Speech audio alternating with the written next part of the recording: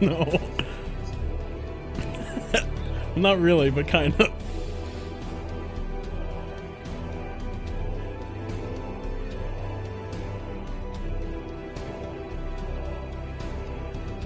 Alright, we're alive. Yep. Great, once you get in the server, Coco will, yeah. Start.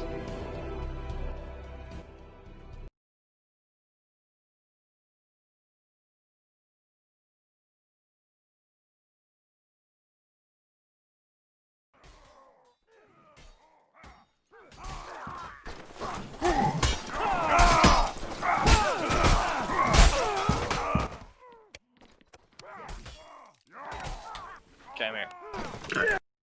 Dude, no Kerbo? I'm kind of pissed. What? I wanted to see Kerbo farm. No, he's not.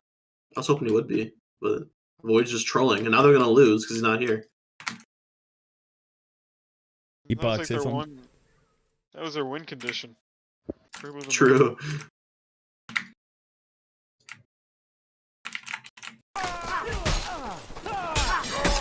What are the teams, Shadow? Gray 5-9 red, Void blue. Okay.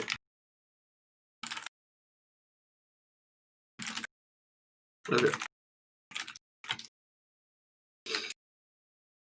All right, Coco. How much are you gonna bet that either Pyrex or Arkosh ace this kendo?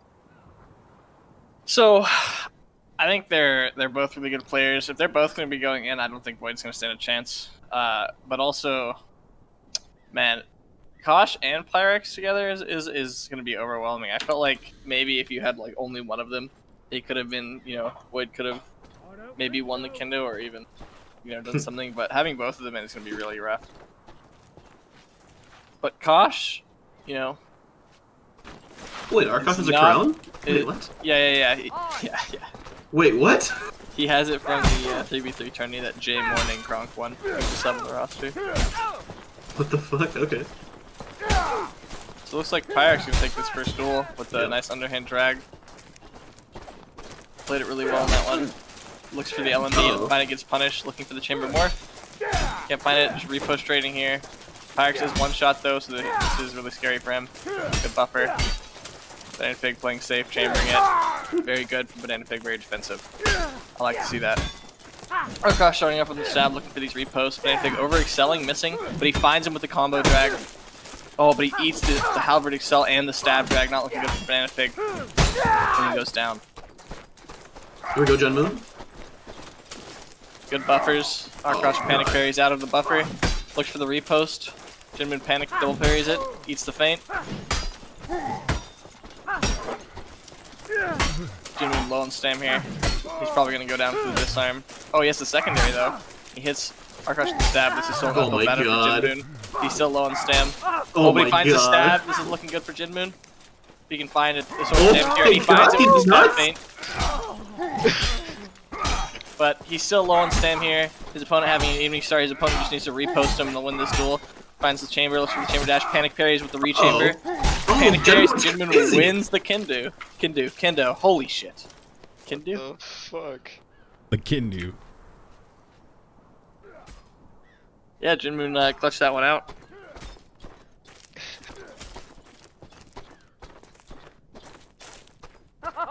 Kendo. Kenju. Darku.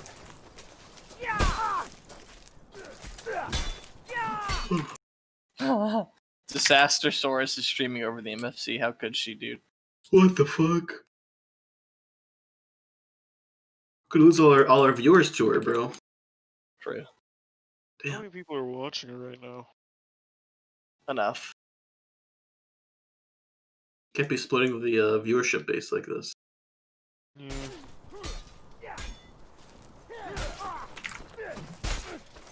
35.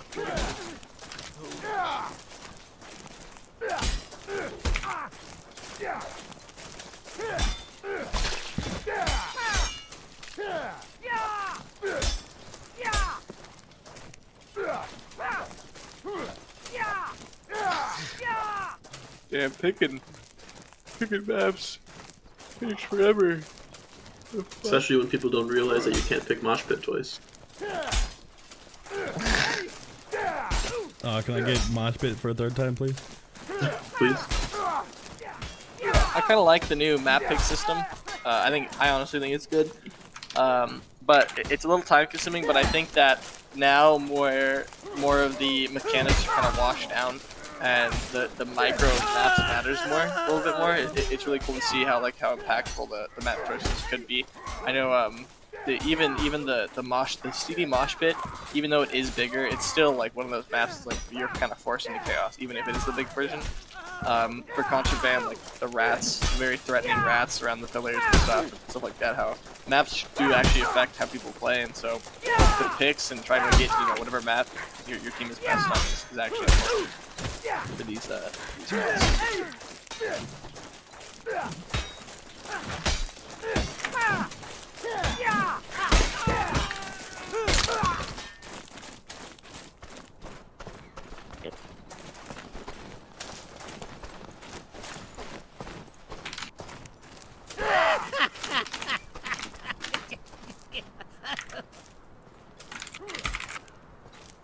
Arkosh AFK went to the store to buy cigs.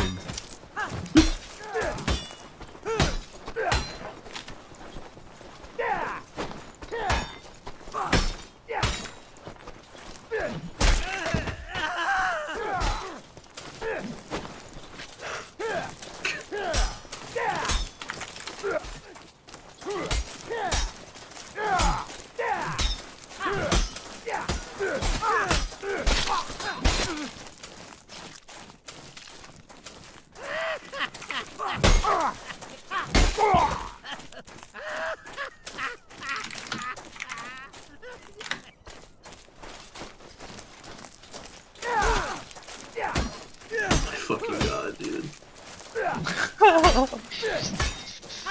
It's even worse because I'm getting chat cooldown because I'm trying to talk to these creatures. Just pick it for them, dude. Just fucking Well, mosh then, pit, okay, contraband. he wants chasm. He wants chasm. Alright. So, mosh. What was the map rotation? It's mosh, TD Contra, chasm, Contra, Chester. Chasm last map. Fine. So, mosh, TD Contra, TD mosh, Contra, chasm. Wait, can I like this stream? Does that do anything? Only for the video afterwards. Everyone can hit the stream with a like, please. Okay. Yeah. Like and subscribe. Like and Leave a subscribe. Comments down below.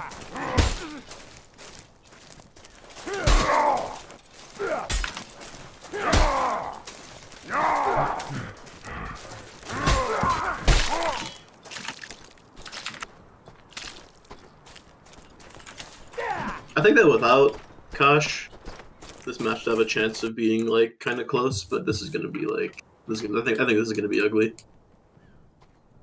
I mean, G59, even without Kosh or Crown, we're still a strong team. Losing Wolfie's gonna be a little painful for them though. Wolfie was their proclaimed best player for a while, but Kosh and Pyrex' replacement is going to be just as good. Well, Pyrex was already there when Wolf was there. Yeah, and they were a good combo. I think or at least I've seen some clips of Wolfie being like toxic at G59, so maybe it might even be better for them. I see some improvements or something with Wolfie moving away. But Double spear we'll from Void. They've already lost. They've run double spear before, and it always seems good on these contraband maps. But G59 pushing the right side here, 2v1ing bot with the Bardiche. Arkosh finally picks and Wasabi Cannon. But Tubes gets the return pick on Vision. Looks like this round's gonna go to G59 to 2v3. Arkosh stabbing, but then pick in the back. Finds the LMD, and then pick penny parrying, going down the 2v1. This is gonna be people are gonna die way too fast for me to play-by-play cast. So I think I'm gonna have to just take it slow. vague overlay of what's just happening. That's what I always do without caster UI. It looks like Void's being the one on the offensive here. Stabs it for the punish. The Bardiche punishes the spear. Tubes one shot. Heaney trying to pick Tubes, but Paul finds the pick on Wasabi. And it looks like G59's gonna take this round as well. And if they're getting a return pick. you know, 1v3 here. Can he find anything? He finds 2 parries and he goes down.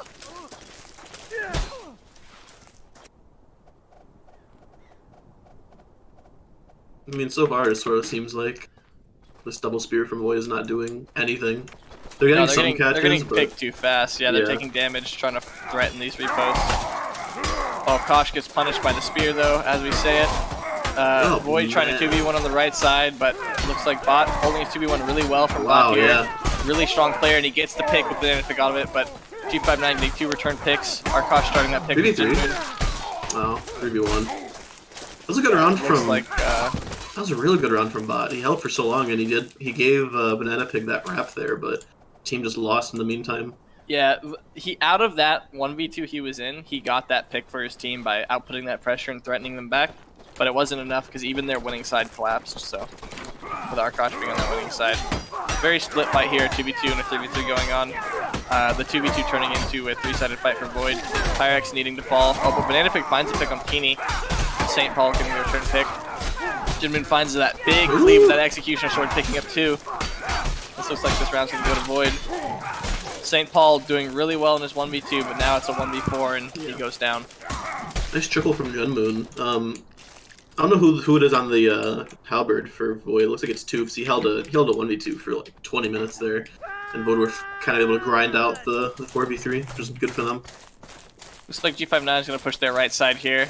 Take Void to the wall, which is I think what Void wants on these spears. And Toofs getting punished by Vision with that headshot. He's now 1 shot, but they're looking for the pick. Finish finds the pick on 2 players. He picks Jinmin in the duel and then proceeds to finish that kill on Toofs. Arkosh cleaning the rest up. Yeah, Arkosh just coasting right now, 10-1-3.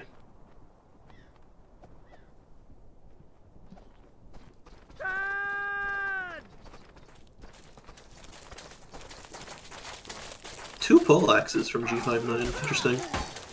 Yeah, Void pressuring this right side really hard. They find a 1v2 on the right side, but Peeny's holding well. Banana Pig misses the stab to punish him, and Arkosh gets that return pick in their opposite fight. And they got 2, and Peeny has yet to go down. Now he finally goes down, but it's not going to be enough. Oh, unless the team kill. The 2v3, but they had a chance there. It seems like Void is finding a lot of these 2v1s on the corners when they're pushing these sides, but that's not really what you want to do with the spear comp. You want to force the team fights. Trying to like spread out these individual 1v2s is bad, especially when you're playing double support, but they're swapping to the halberds. Yeah, 2 halberds now. And they found a 1v2 or a 2v1. They found another 1v2, but this is not really what you want to see. Putting your supports in 2v1s is not really what you want. They're winning a 2v2 though. Yeah, they lost that 2v1. It's a 3v3 now. Jinmin's 1 shot though. He doesn't want to really walk up. Kind of scared. Doesn't want to kind of throw. Bot also 1 shot looking for the swap, and he finds it. He gets the pick on Vision. Jinmin's still alive at this 1 HP. Wasabi Cannon getting pressured by Pyrex though. Pyrex looks for the gamble on Jinmin, but doesn't find it. And a 1v3, and he goes down. Nice 3v3 from Void. I feel like if Peeny wasn't playing Poleaxe there, he probably would have been able to punish that switch from whoever that Void member was, but he's kind of whiffed on his back 2 times, and then Void got the 3v2, and they snowballed the 3v3 pretty easily from there. Yeah, I'd like to see Void take it to the wall more, but they seem to be spreading out these 2-3 splits. Ooh, nice Bot 1 shot here, so it's very dangerous for Bot, and Void winning the 3v2 on the right side. Wasabi Cannon doing an amazing job of holding his 1v2, but he does eventually go down. Banana Pig looking for these reposts, threatening these 3 players to stay back for these reposts, and he's continuing this pressure output. It's very good from Banana Pig. I like to see that. You know, constantly outputting swings and outputting pressure when you're in those 1v3s and those 1v2s is how you get those winning situations. But sadly, he got caught off guard with the halberd overhead and went down. Yeah, Kosh 16-2-4 just dominating right now. Jinmin getting engaged on by Peeny and Vision. Jinmin 1 shot, trying to S-keep, but Toofs actually goes down first. Banana Pig following in the 1v3. Yeah, it's a 2v5 here, and it's gonna be the first map for Void. For G59. Pretty easily for them. You know, I'd like to see from Void to stop spreading out into these weird engagements. They like the double spear old strat with when supports were nice and strong, but when they spread out into these, 2v2s and 3v3s, it's not really where the spear shines. The spear shines, these contraband choke maps where they can force 5 players to be on their screen at once, so they have many options to swap on. But when they spread out like this, there's not really all too much a spear or a halberd stab can really do. And so you kind of turn into a frontliner. So you might as well just, embrace that instead of, playing behind people when you're taking these fights. Is double spear really even viable at all? Like, even if you are taking in contraband chokes, or if you can take them to the wall and mosh pit consistently, I think it is, but it's not good. Yeah, I mean, So like this choke holding from them, you're gonna see it's probably gonna look a lot better for their spears. You see how they're holding their choke really well here. I believe they should back up and give this. And they do, they back up, they give it, but Wasabi Cannon gets the TK when they try to find the stab, and it's all going to crumble down from here. Oh no. Tubes from Wasabi Cannon goes down, and it's a complete slaughter. That is so sad. Wasabi Cannon threw a fire pot into the back of his teammate's head, and then turned around and killed Jun Moon. That's tough. They played the micro well and the movement, all that stuff. They just needed to back up and give them that pillar, and then use the pillars against them.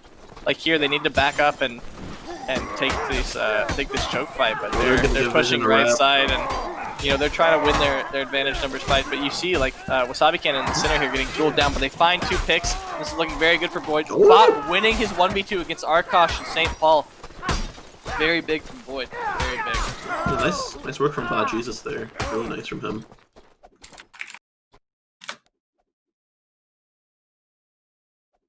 Yeah, Bot played that really well, winning the 1v2. Void clapped out their 4v3 very fast, but you still see Wasabi Cannon getting dueled on the spear.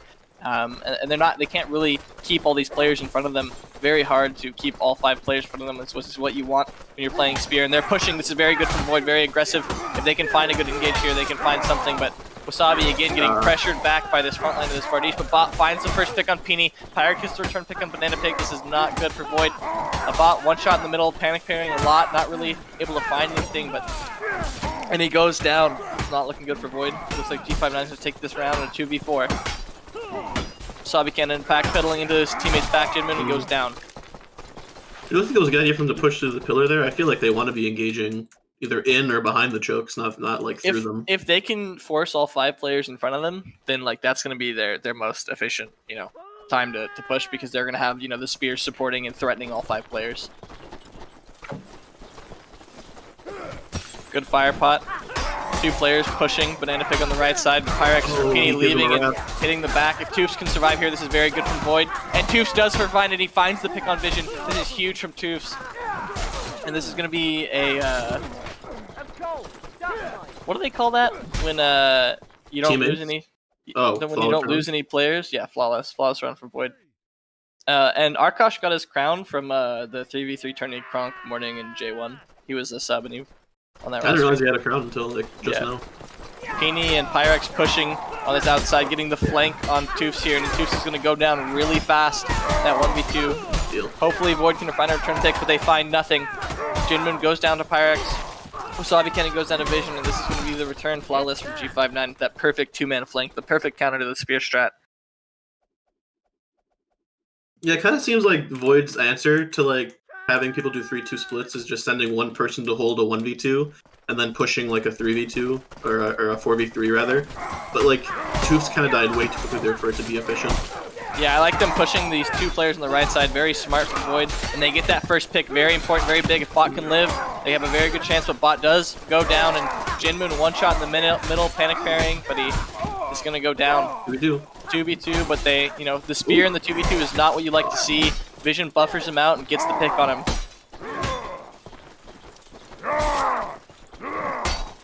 32 stand on Banana Pig. Now 15. I don't think he meant to backpedaling as well, using the pillar well, but he's going to run out of stamina and go down.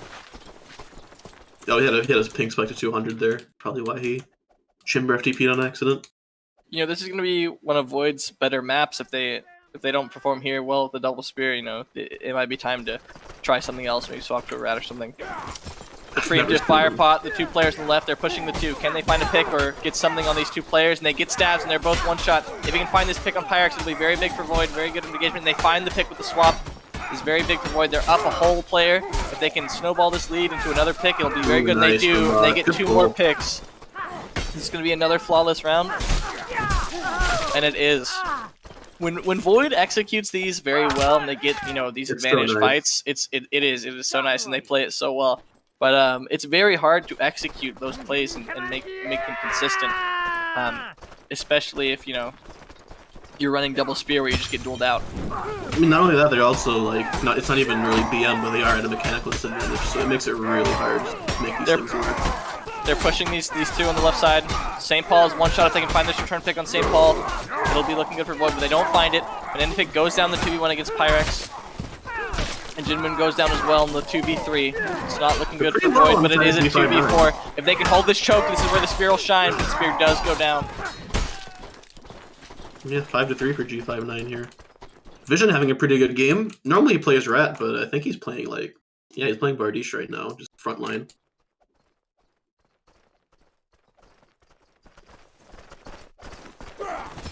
So Void's gonna hold this right choke.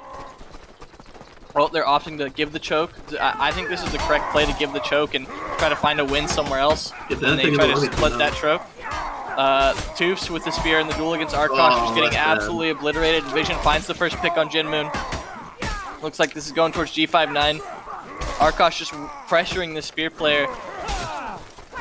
The 2v4. They can hold the choke with the spear. He might be able to do something. He finds the good pick with the greatsword, or the good swap, but he doesn't find a pick with it. It's too bad. Fnatic held for a really long time in his 1v2, but I think it was Vision who got a really nice switch in the disadvantage fight for G59, and they were able to win that out. It was really unfortunate. Void can hold this choke here. It'll be a very favorable fight for Void. The good fire pot. It's a huge choke fight for Void. They get the first pick on Peony. Arkosh trying to flank, trying to pressure this left side. Sabikan team hitting Jinmun. They're pulling back. They don't want to get the pick, but they get the pick anyway. St. Paul finds that pick with the greatsword. If Toofs can find this return pick on Vision, this will be good for Void, but it doesn't look like he's going to find it. And Pyrex finds two on Jinmun and Toofs. And it looks like this map... Oh, Sabikan gets a return pick. It looks like this map is going to go to G59 unless Bot can pull out a 1v3 here, and he will not, and he will go down. Yeah, 7-3, pretty nice from G59. I mean, even for really good teams, I feel like Void can be a pain in the ass on Contraband, so good work from them. We're gonna go to Steedy Mosh Pit next, which I cannot see Void standing a chance on this map. No, not with the double spear strat. But you see when Void played those rounds well and they found those good engages and those good situations for them, they're very good at executing them. But it's very, very hard to find those situations, those perfect case scenarios where they are willing to choke fight with you, or they aren't splitting 3-2 around the pillar.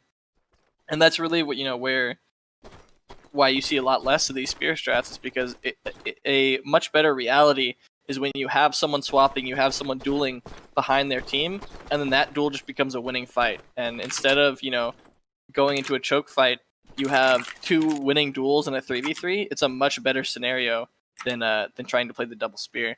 I think that's why you see it shine out a lot more. Whereas the old meta used to be double support and playing groups, whereas now you just find yourself getting dueled out. Especially how this is kind of how Terry plays the best team right now. They seem to be very good at just dueling out your weak links and finding those picks because they're all very solid players. They all are really good at dueling. I mean, I just don't especially because most of the maps in the MFC are flat, and even the ones besides Contraband, it's Alden is the only one that's not completely flat. So I don't. Just from a competitive standpoint, I have no idea why you would want to run double spear outside of super, super niche situations, which aren't going to come up very often. I mean, I just, to even make it work, I feel like your front lines have to be just so fucking good. I don't know. It just seems like such a, what's the word?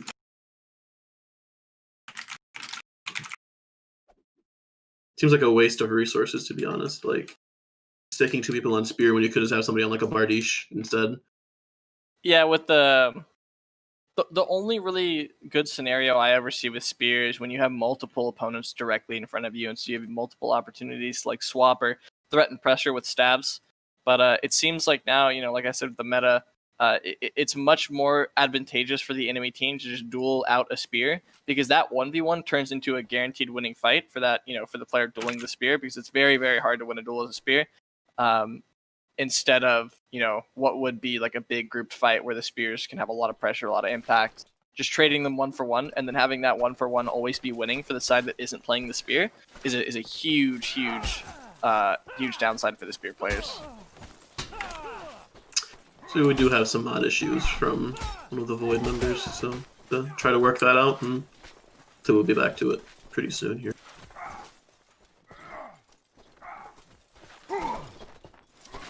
I wonder if Terry are gonna have Stabby tonight, because I heard that he was flaking on them again. So I wonder if he's gonna show up or not. Or not Void. Did I say Void? I meant Terry. Yeah, it seems like from what I heard that Songsy might be subbing for Terry. It's not a terrible merc. No, one of the better ones in my opinion. One of the better players, especially if they're playing on an LA server. I've never known how to like rate Songsy ever since she came back, because I haven't seen her play in like forever. So I don't know if she's rusty, or if she's just super washed, or like what. I mean, even in Syndicate, she was one of the better players. The good couple times it's formed, she's always been, you know, in my opinion, at least A tier, give or take.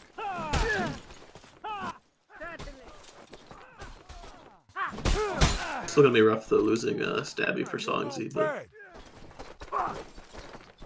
yeah, Stabby's a very consistent player, so it's gonna be weird for Terry to not have that consistent player they've always had. What do you think about Stabby's? What do you think about Stabby's rat? Stabby's rat was good on Destiny. His mace rat was good. I've never thought his rat was good, man. I don't know. I feel like he just duels so much on it. Like duels. I mean, that's what he does, though. That's the Stabby technology. Not showing up to tournaments and dueling is his best suit. You know? Fair. It's a nice first pick from Void actually in the 2v1. Oh, I didn't realize it started. This is live now. But the 5v2 is Void are able to just kind of clean up here. It's a nice, really nice 2v1 from them. Started out and snowball that into a 1-0 lead.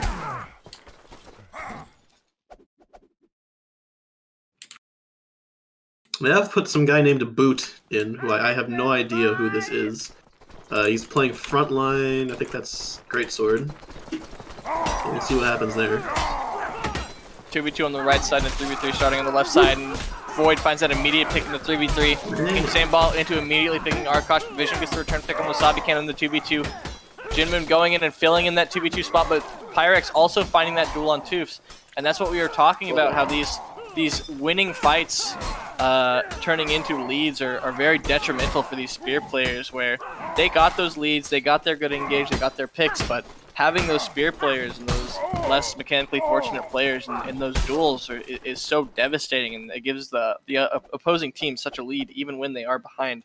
That fight being a guaranteed win in that 1v1 is so detrimental.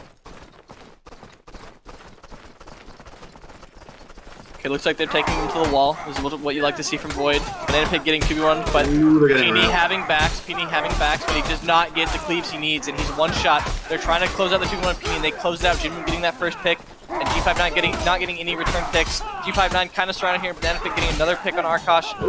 Oh, Jinmoon could have found that pick, but he misses the punish in St. Paul. PD getting the return pick, and this is not looking good. Void playing these engages so much better than G5 and getting these plays off, but it seems like not enough, and they're just collapsing towards the end. Pyrex pulled back like 3 kills there for G59. That was huge from him. Taking him to the wall again. This is what we like to see. Backing off of the wall for some reason. This is a little odd. They were trying to force a 2v1 into Pyrex, and he was able to back out of it really quickly. And they get the kill on Peony, that first pick, but Pyrex gets the return pick on Toofs on the spear player. Arkosh 2v1ing Banana Pig with Pyrex here. He's in the 1v4. Can't find anything, goes down. Yeah, it looks like Void sort of like faking the wall fight there they were trying to get to G59's like end player. They're trying to get a quick 2v1 on him, but Pyrex just held S out of it. I'm not sure how that's supposed to work. So we're trying to take the wrap instead. Good engage from Void here. They haven't taken any damage while they're dealing a lot of damage. Arkosh is one shot. They're looking for the pick on Arkosh, but Toofs goes down to the Bardiche cleave. Boot getting the return pick and finishing that Arkosh play. St. Paul getting a pick, and Boot getting another pick on Vision. The 2v3 here. Can they find that pick? But they're not going to find it. And Banana Pig's going to go down to Pyrex's swap.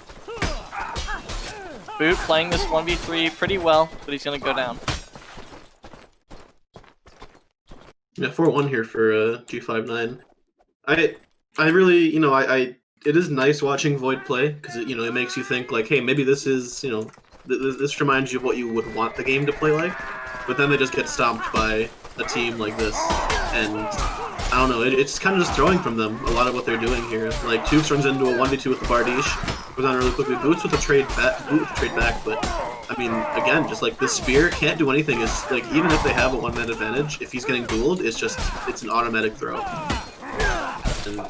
Well, you have to remember, and you got to keep in mind that the teams that always played this way were always the mechanically superior teams, and they had the room to play this way. If you remember, North Tempest, Old Tempest A, these players were always mechanically ahead of every other team in the time, and so them playing like this way was more of a luxury than a need to be number one. If that makes sense. And Spear is very hard to. Oh, he finds the pick on Jinmin, so getting the return pick on Vision. I'm gonna continue my thought in a second. Banana pick one shot. Could go down here. It's a 4v3 here. G59 getting a pick though, so making it a 3v3. G59 surrounded, and St. Paul goes down. The Talbot player holding well, but he's gonna get disarmed. Tubes going down to Pyrex in the duel. Yeah, there goes Boot. Very low stand here. Yeah, goes down the 1v2. Map or set point for G59. Yeah, no, I mean, I feel like it's weird with Void because with this structure, I think they actually overperform. Whereas if they didn't have this structure, I don't think they would be at the level where they are now with it. Which is strange because the structure is so out of meta as Wasabi St. Paul gets the instant pick on Wasabi with the combo double headshot. Pini getting the pick on Boot. It looks like this game is going to go to G59. Pretty easily. I mean, that's what we expected. It was a good effort from Void though. But I mean, I think that Void are going to do pretty well this season. I actually like a couple of these players who they've picked up. I really like Banana Pig. I actually think that Toofs is pretty decent. They just G59 is just kind of they're pretty stacked right now, having Arkash on their lineup and Pyrex, and Pini's not bad at all, and Vision played really well this match. They're a tough team to play against right now.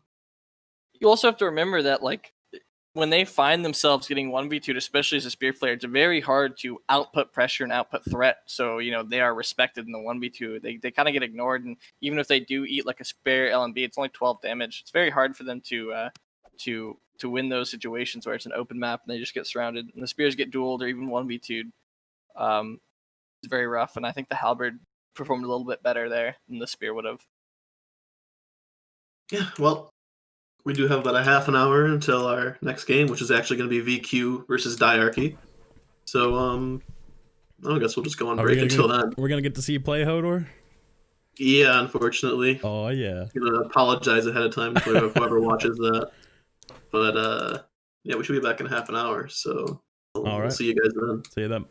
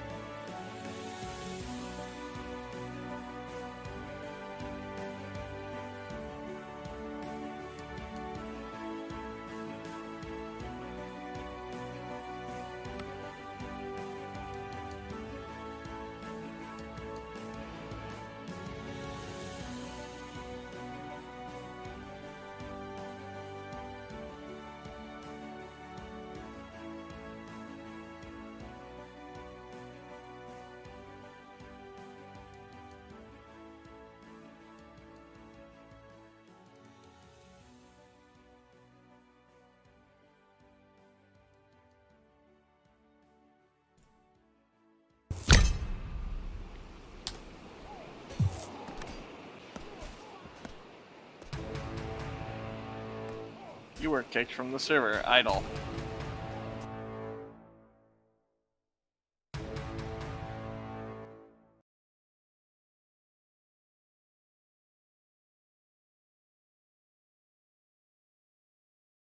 Wait, why is Wolfie in the server? He's on Vanquish now. Oh, I I don't know forgot if he can it's a queue map. I play forgot this it's week a or queue not. match. I'm a noob. I'm a stupid noob.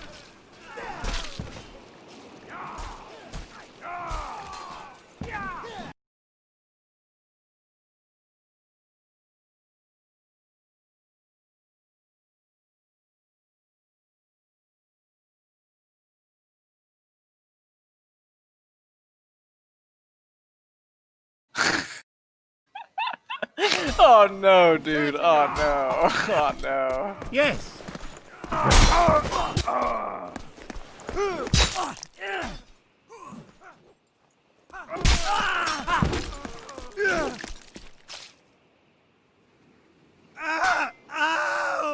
They want to go to Chicago now? Is that what's going on? Look.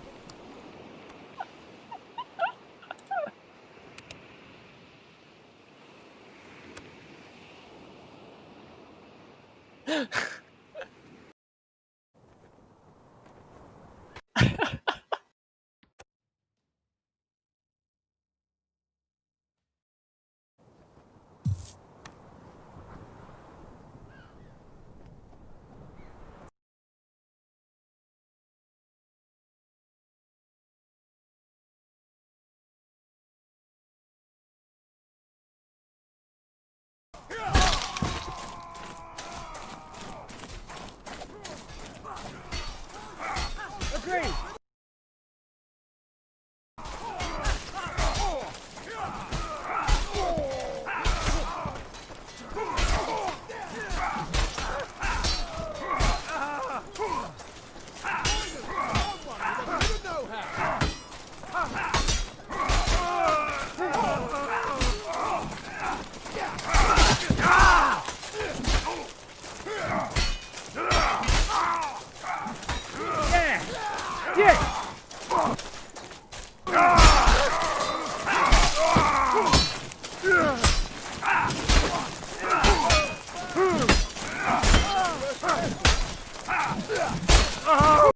Audio's fine, alright? Guys, tell me yes or no.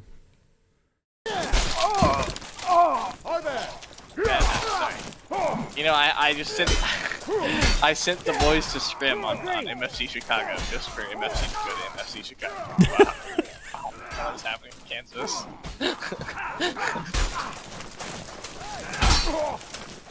Come on, yeah!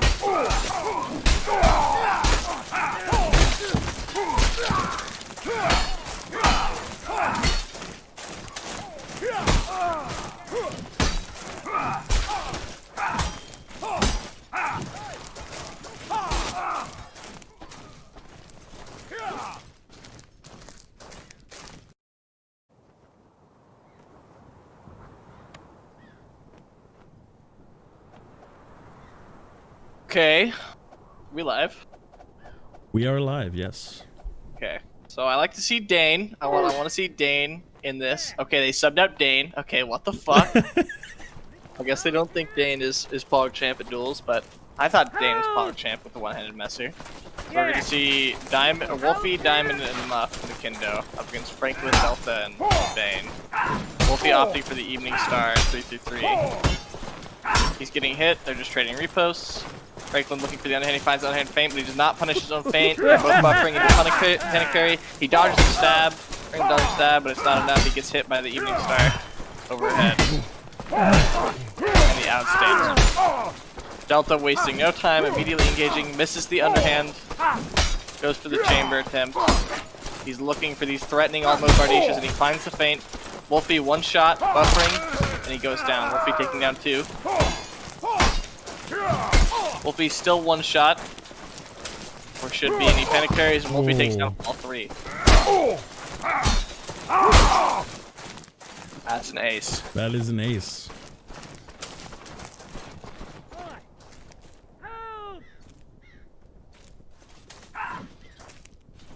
Contra mosh.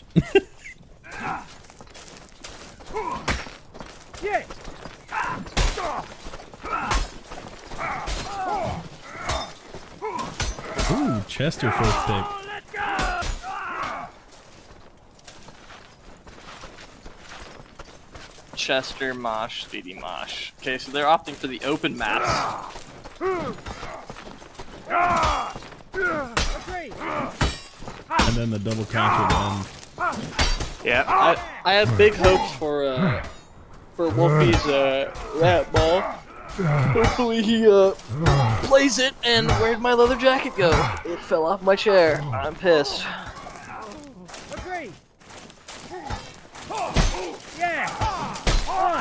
I'm trying to rat pill the community into only playing 1, 2, 3, so everyone experiences how horrible the meta is right now.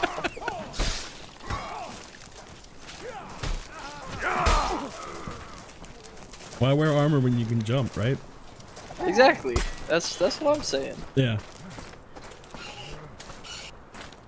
So I'm hoping that we see Wolfie's rat maul in these open maps.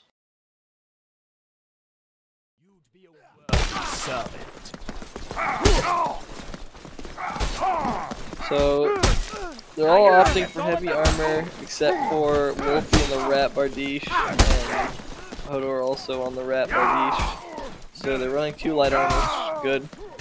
I'd say nowadays rats don't even count as rats. It's more of just another player, another frontline. Yeah, I think you don't only classify the rat by what positioning they do now. Yeah, exactly. What what they decide to take, what actions they decide to do. Hey there! You up So for Wolfie that? opting for the 3-3 maul actually. Diarchy taking him to the wall. Diarchy finding himself in a 3v2 on the backside, but they're trying to close out their 3v2 really fast, and Wolfie gets the first pick. Dane going behind Bitdefan, hitting him in the back. He's pretty decisive for V2. Potentially an ace round. Nope. There goes the flawless. Drop killing Diamond. And Wolfie with the 3-piece with the maul. 3 kills, 1 assist in the first round. Yeah. Let's. Oh! Fucking hell, check out this legend! Diarchy opting for a lot of Bardiches. I see 3 Bardiches. 3v3 on the right side and 2v2 on the left. Muffmeister getting punished, getting swapped on. He's low on stam, and Wolfie picking up Bitdefan. Dane picking up Guap, and Wolfie getting that second kill. So pretty decisive for VQ. Wolfie getting a lot of instant kills with these mauls very, very early on. Generally, you assume people last pretty long with CFTP and how strong it is, and just being able to burn all your stamina away. But it seems Wolfie's finding these instant picks with these mauls that is not really looking good for. I was gonna say he's pretty good Diarchy at getting here. those instant picks and steamrolling very well. Yeah, so Diarchy engaging really well here to the left together, but it's now spread out into 3 duels. Diarchy looking for the 2v1 on Dane in the middle, and they find it, but Wolfie gets the return pick on Pidgeman. Delta getting the pick on Muffmeister. This maul threatening the spear player. Mr. Epic makes Wolfie panic carry. Wolfie finds himself in the 2v1, and he wins his 2v1, finding the pick on Mr. Epic. And Hodor living his 2v1 for a very long time as well, doing really well here against Vayne and Guap.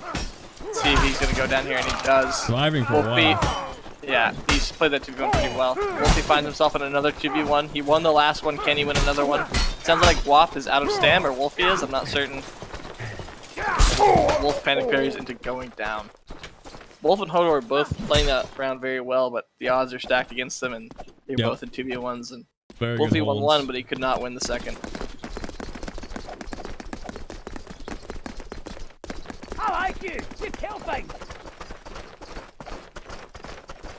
So we see Delta leading the charge here, and Guap spreading off, splitting Diarchy in 2, a 2v3, and Wolfie chasing Vayne down. Delta getting the pick on Hodor very fast with that Bardiche headshot, I assume. Bitdefan finds himself in a 2v1. He's living the 2v1 very long for his health, considering Wolfie not really collapsing, and then, as I say that, he goes down. It's a 3v3 here. This could go either way. Guap, 60 HP here. Diamond getting that hit on Guap, and Dane instantly picking him up, and Muffmeister living that 2v2. Steadily Guap instantly fell in that 2v1, whereas Muffmeister lived very, very long. Looks like that's going to be the deciding round. Yep, Or that deciding factor instant to this round. 2v1 on the 3v3 really took it for them. Lacking finesse, but you get the job done. And I had you down for being naked! See some donuts on the board from Mr. Epic and Binja. It's not looking too good. Diamond panic pairing out of that engage. Mr. Epic not being very too useful in the spear, getting punished. Muffmeister finding that first pick on Bane. Hodor winning his duel against Delta, going to help Wolfie, but Wolfie's got it. He gets that kill on Binja. And Mr. Epic no stand, but he finds a pick on Dane and the stab through Wolfie. Potential here for this 1v4. He gets the slash, gets hit, and he's gonna go down.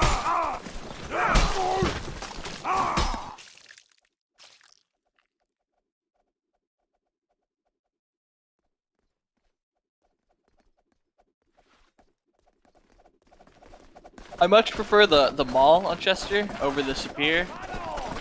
For the flexes here, I like what Hodor's doing, threatening the spear's backside. Now the spear's in a losing duel in the back, which is really good. But Dane getting pressured by Binja here, and Wolfie as well being pressured by Guap. This is looking good for Diarchy, but they get the pick on Dane. Muffmeister finds the pick on Bane, but as we said, Hodor winning that duel is actually, in my opinion, decided this round for VQ here. This is a very well played round by Diarchy, but it seems as though VQ is going to take it just because they had that losing duel in the back that when it came down to a 2v2, that lost them that round. That gave VQ that extra lead, that extra player. That at this point, I think he'd round. be switching off the spear to something else because he's just getting put in a duel every round now. Yeah. It looks like he has. Yeah, he has. See Mr. Epic taking the duel with Hodor now. It's a much better duel too.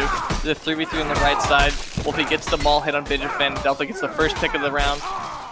But Wolfie and VQ picking up 3 kills. Bane getting a return pick. If they can collapse on Muffmeister here, they have a very good chance here.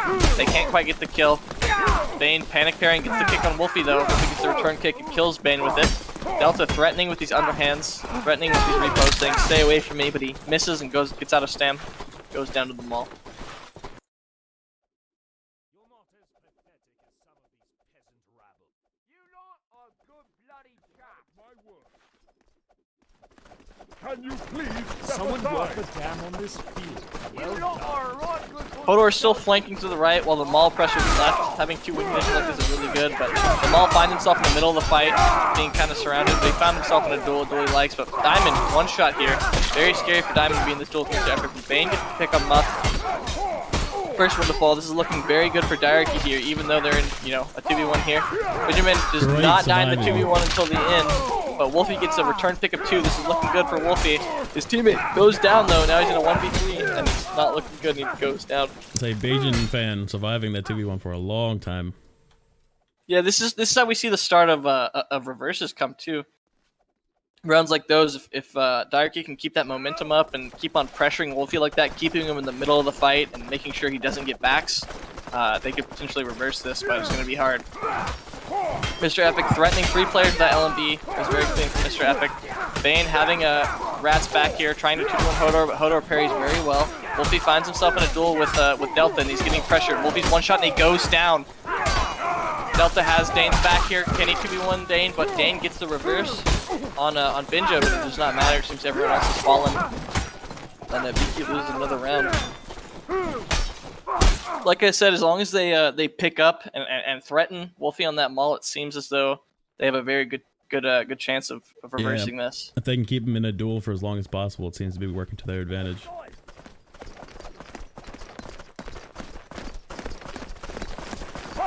I like this movement from Diarchy, very clean, very precise, but they do not catch up Muff. Muff has backs here, and it looks like this round's going to go to VQ. That's going to be the map. Wolf gets another 3 kills there.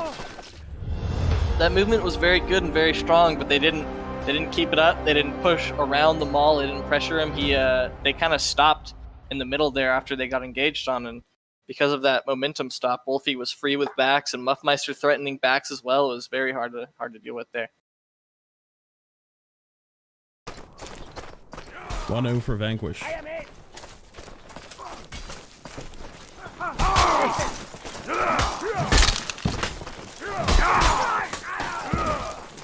Hodor swapping to the spear on Mosh Pit. So let's see if Hodor becomes that that link that gets dueled and becomes an all guaranteed losing fight where those fights, if you can guarantee it in a winning fight, it's always something you want to be taking because that gives your team that advantage, that winning scenario, which takes it away from the opponent's team. It has a lot of value. And the engage begins. kind of spread out, but Dane is one shot. Wolfie gets the flush pick on Benjamin. Delta finishing that Dane engage. Wolfie getting threatened here, and Guap finds the pick on Hodor with that rat class, that rat spear. Delta looking to finish Diamond here, trying really hard to get this pick on Diamond, but he cannot quite find it. Diamond gets the kill on Delta. It's 2 duels. Looks like the Greatsword is going to get outstamped. Oh, the Maul is the one getting outstamped. And he kills the Maul. A duel between Muffmeister and Guap. This is a big beef duel right here because Muffmeister betraying Eclipse, killing Eclipse is making Guap very mad. Very, very big beef duel here, and Guap gets him to panic parry twice. He chamber dashes, very good chamber dash. And he chambers again with the morph feint, but that parry timing and the morph very kills all that momentum you have with that morph. A lot of chambers coming up from Guap. Muffmeister out of stance, and Guap gonna go down. Just a little delayed on that input cost him.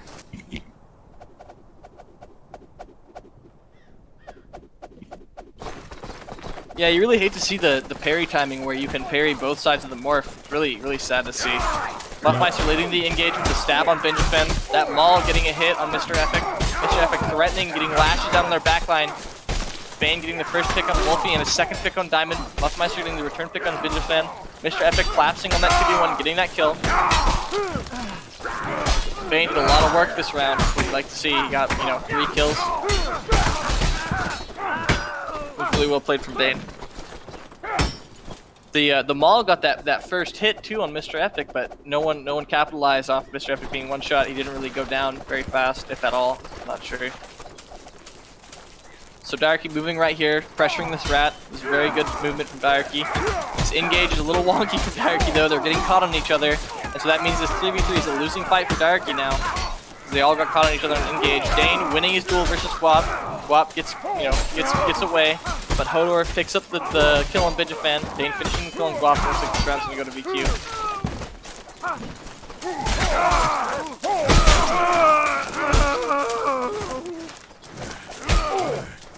Thank you.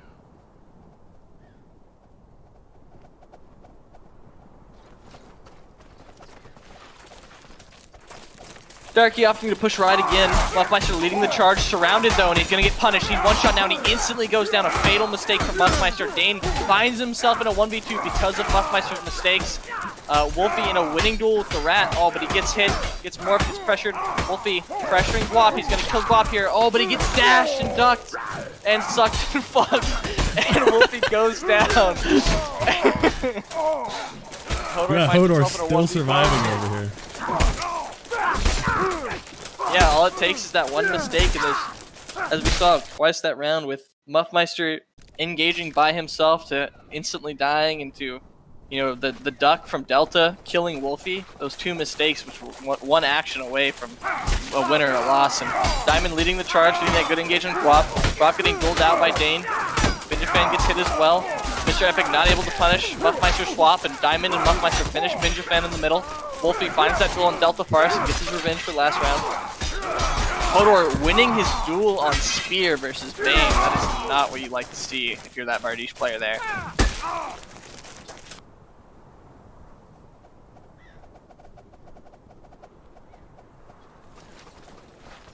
So these are much closer rounds contrasted to the Chester rounds. So you see Diarchy pushing right.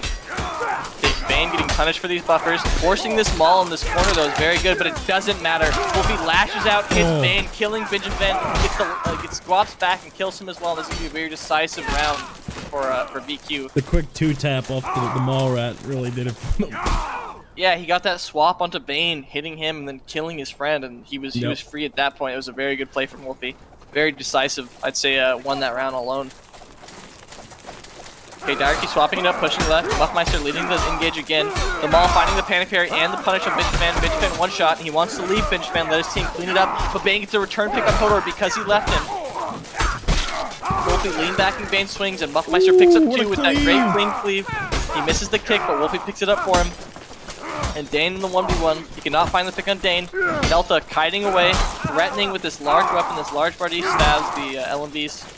Keeping them back, 2 of them one shot. This is very promising for Delta here. He could get something. But VQ plays it very well, very safe. And they don't get anything out of it.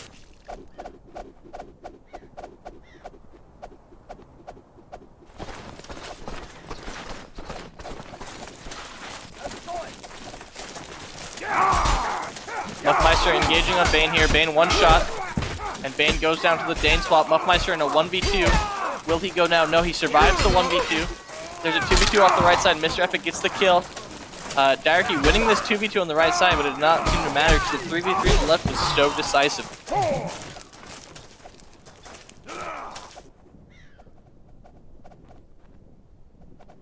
Looks like this map's also going to go to VQ in a very decisive manner now. Very strong look right now.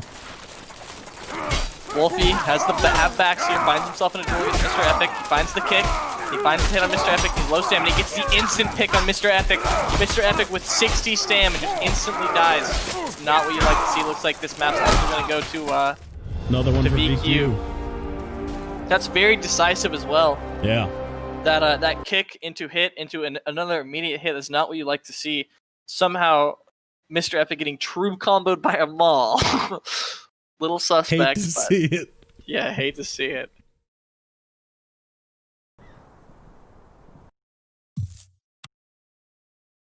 That's the wrong one. Is it? This is the small one. Need the big one. You know, even when it is the big one, I find that it is still very chaotic and very fast engages. And you'll see the spawns are kind of like a quarter of the way towards the middle anyways. Yeah, they're not actually all the way at the back. Yep. Is that Sinister? Are we getting a VQ sub in for who subbed out? It looks so. Who subbed out? Who was that player? Oh, it was Dane. It was Dane. Dane Yes. subbed out for Sinister because he's getting ping issues.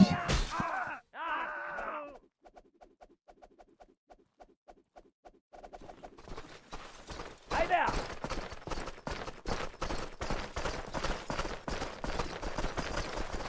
I like this movement from VQ, matching their movement, Diarchy's movement here, and pushing Mr. Epic out of the fight. Mr. Epic finds Wolfie's back, but he's not able to find the kill. Bane gets that first pick on Hodor, very decisive, exactly what, you know, Diarchy needed to win this round. The War Axe from Mr. Epic is very short, very hard to punish these swaps. You know, you've seen a couple times where with Wolfie and with Muffmeister, he cannot catch up to or find these punishes on these players when they swap away from him. It's very rough, but given time, he does manage to find the kill on them generally. So I think we did we'll see some teabagging, maybe some drama going on between these two teams. What's there? I didn't see it. Wolfie looking for the kill on Bane. He finds the kick into the hit. He finds the kill on Bane. It looks like this round's going to go to VQ. All these Diarchy players collapsing very fast. They were surrounded on that engage. Very well played from VQ. But Mr. Epic lashing out here with these War Axe recoils, looking for something, and he cannot find anything.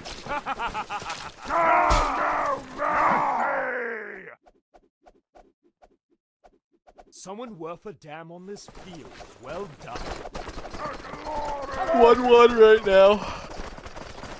Them doing the same thing, matching the clockwork engage, but it looks like Wop's gonna go down immediately, followed by Benchafan. This is not looking good for Diarchy.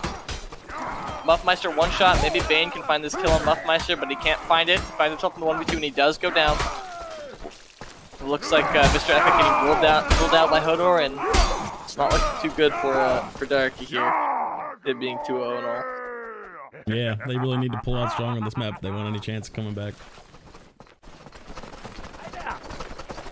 Hodor getting matched on the right side, getting pushed by their whole team. Hodor buffering well. That was a very good footwork from Hodor, pushing through his team so he didn't get flanked.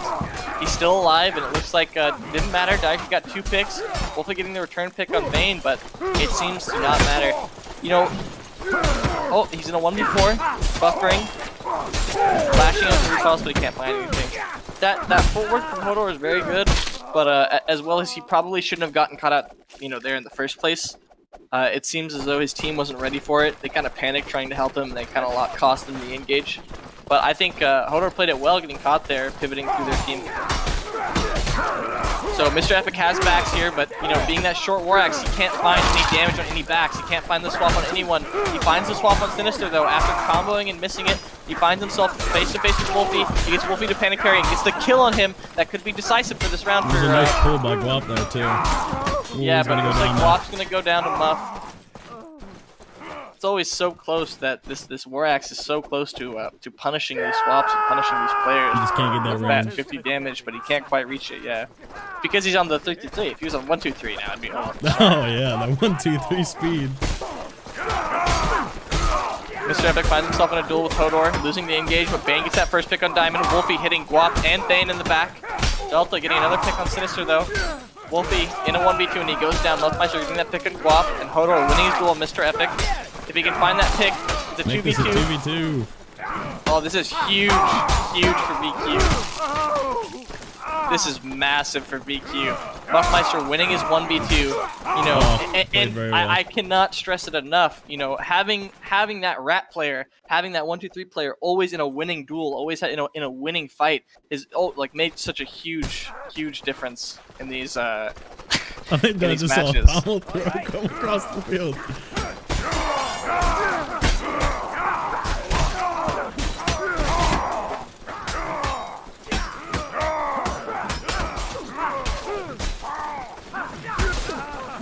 So it looks like this round's very close.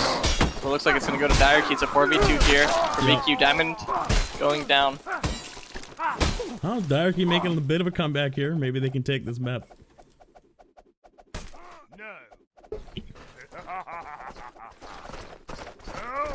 Diarchy opting to push right here. Oh, they're backing up, separating into a 3-2 split here. Mr. Epic has backs, misses that punish on Wolfie, and because of it, Guap is hit in the back by the Maul. Wolfie free here, looking for something and he can't find it, but Muffmeister picks up that hit on Guap he got previously, and looks like this round's gonna go to VQ.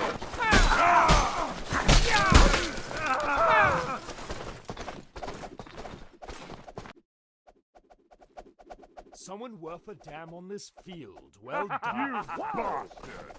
5-3 for VQ here. This is looking like it's gonna end up like the same other maps, where it's just Diarchy has that momentum, they can't quite find anything with it, and they just lose these rounds one after another. Bane finds himself in a duel with Muffmeister. Hodor just Sinister. staring at Guap. Is he? Yeah, they were having a staring contest. Oh, they're doing it Oh, again. they're doing it again. Yeah, there they go. So 3v4 here. Guap goes down immediately. Looks like this is gonna go to VQ. Looks like this is gonna be a 3-0 if nothing changes here. Diarchy opting to split up again to the 3v3 and the 2v2. Hodor opting to duel Delta. Hodor gets hit though, he's one shot. Bane finds that pick on Wolfie. Mr. Epic finds that pick on Muff. Sinister getting the return pick on Pinjafan. Delta winning his duel versus Hodor. And this is not looking too good for VQ. Potential comeback here. Yeah. VQ needs one to seal the whole set, but Diarchy has a chance. Diarchy opting to split up again, forcing these duels, forcing these line fights. Oh, and Mr. Epic pushes too far and gets one shot. But Diamond TK's potential for the comeback for Diarchy after that blunder. But it looks like they will not come back after that blunder. Looks like Mr. Epic is going to seal the deal for his team and cause the 3-0 there. 3-0 for Vanquish.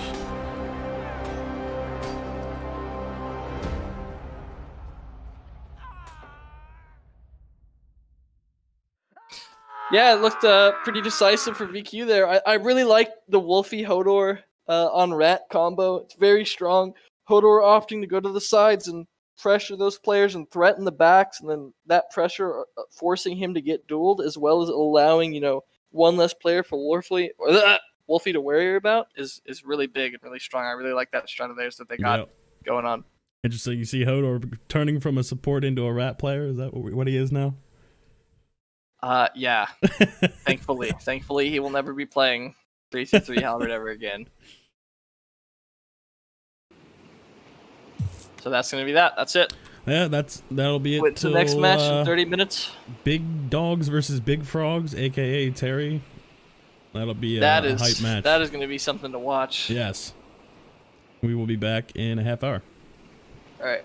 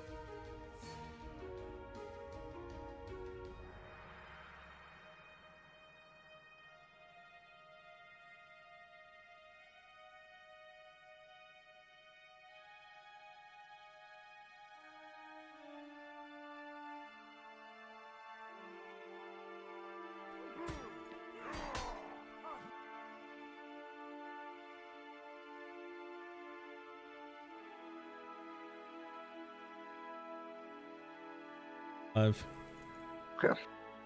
He's a little too nice, though. I make fun of him and he gets upset about it. Well, welcome to Big Dogs versus Frog. Versus Frog, Big actually. Frogs. My apologies. Big Frogs, Yeah. yes. AKA Terry. No. This is a very No. exciting matchup. Gonna see if the season 1 champions can show that they're still top dog. Yep. See what I did there? Top Frog. I mean, Terry has lost to Big before. I remember I can't remember which tourney it was. I think it was the Corona one or something. Terry lost 3-0 to Big Dogs, so there is potential. There's potential for Big Dogs to be #1 team in A right here. Terry is one of those unique teams where like the deadliness of their players can vary a bit. So like if you play against Terry and a couple of their individuals are on fire, like you're gonna have a hard time. But if you play against them and they're a little bit icy, maybe that's probably Big Dog's best chance here. But I actually think Hierarchy is the best team currently. Oof. Hierarchy is the hardest to play against, but the Big Dogs is also very, very good. So I think that's a hot take right there. That was a spicy take. Yeah. does Hierarchy not beat Big Dogs? I don't know. I'm just I saying. don't know. I don't know. I'm From what pretty I've sure seen those in all two the teams MFC lead. matches, Hierarchy does not beat Big Dogs from all the Season 1 matches. Yeah, but the roster's quite different now. Oh, yeah, with And- Jay. From what I'm not sure if this is true, but I seem to remember hearing that Hierarchy had beat them in scrims. Maybe that's not right though. I don't know. Not a clue. I know we're going to see some Frazzle duels on the side, though. I know that's for sure. Pog. That's going to be PogChamp. One of the things I learned when scrimming against Big Dogs the other day is Clip Dreams is a really big pain in the ass on that front line. He really makes you never comfortable. And Big Dogs, they have such a good like hive mind type thing going where like you're always getting pressured by multiple people. You're never really getting a favorable duel, and they're just very good at killing you quickly. Yeah. Look at all these nice pings, though. True. All in the green. Get to see some of the best players in NA Mordhau competing, so that's going to be fun as well.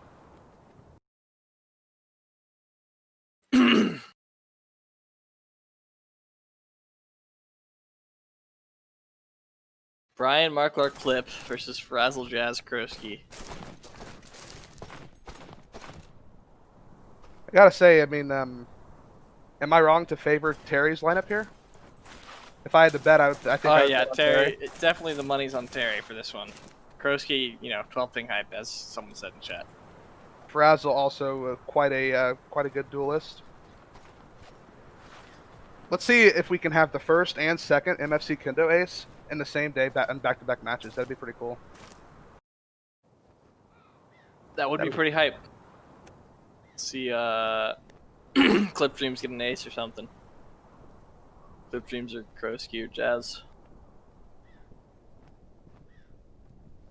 I'm correct, right? It's TDM for the Kendos, and then they go to Skirmish. Yeah. Yep. Yeah.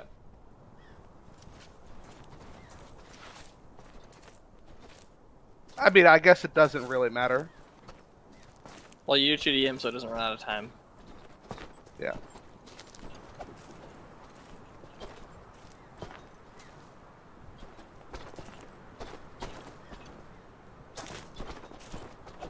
It's a main decision on who's going first, it looks like.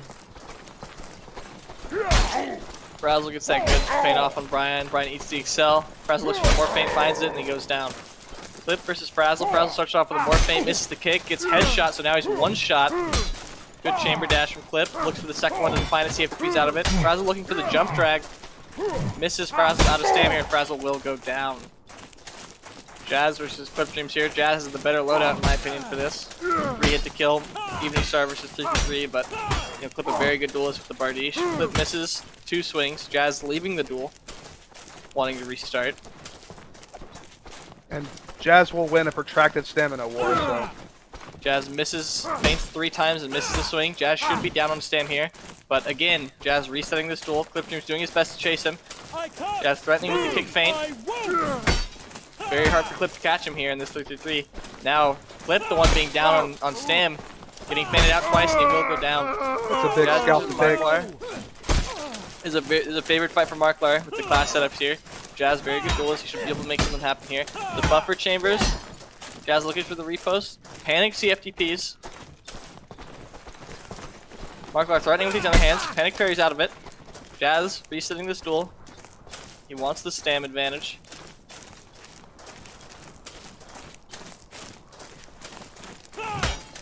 Jazz pressuring with these LMVs, looking for these repost drags. Misses the CFTP, finds the kick, looks for the feint. Marklar reads it. Very good read from Marklar. Marklar looking to punish. He finds the hit. Jazz, one hit to kill. Jazz finds the overhead feint. Marklar now also one hit to kill. This is very close. Oh, wait. Did Jazz regen?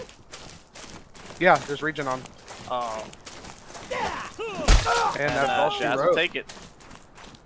Yeah, the great thing about the Evening Star, especially with the 1-2-3 build, is that you'll win basically any protracted stamina fight, and obviously you have a little bit more range than you have with them all, and the swing manipulation is quite deadly, so it's quite a good weapon for duels, or even like small team skirmish.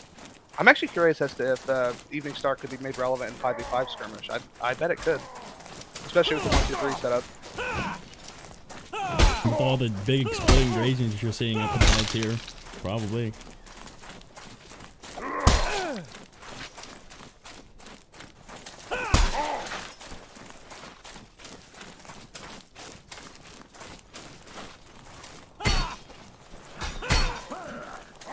Terry to pick Mosh Pit as their first go-to.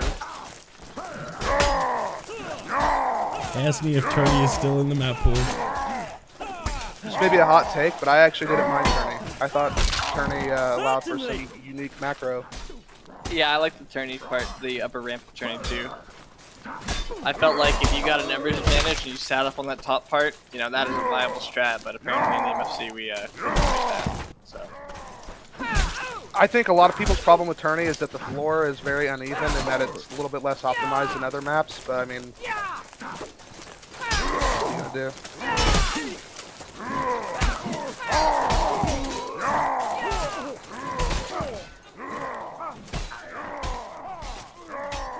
It's like the maps are going to be Chasm, Contraband, Steedy, Contra, CD Mosh, Mosh, Alden. Oh, never mind, that's just a map pool. I'm a doofus.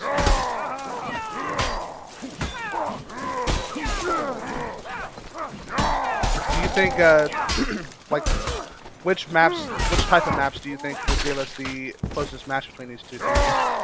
I think Big Dogs is a very strong contraband, and Terry has always had a weaker contraband. So you think those maps would be more? Yeah, I think Contraband would make this most Big Dog sided.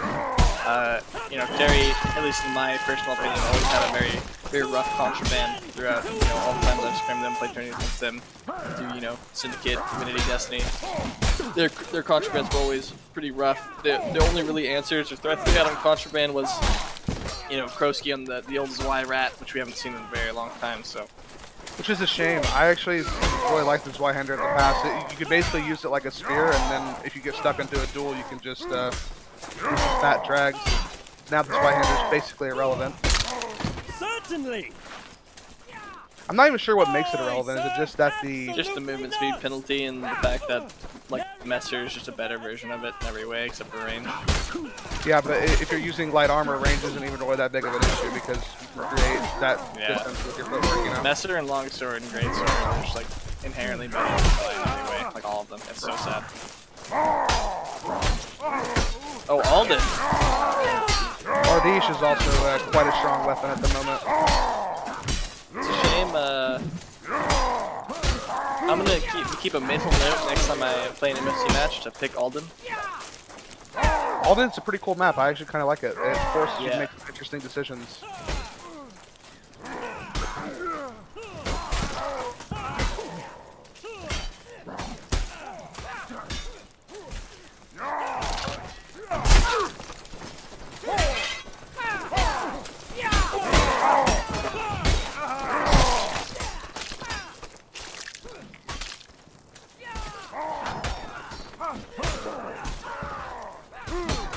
Should be getting started here momentarily.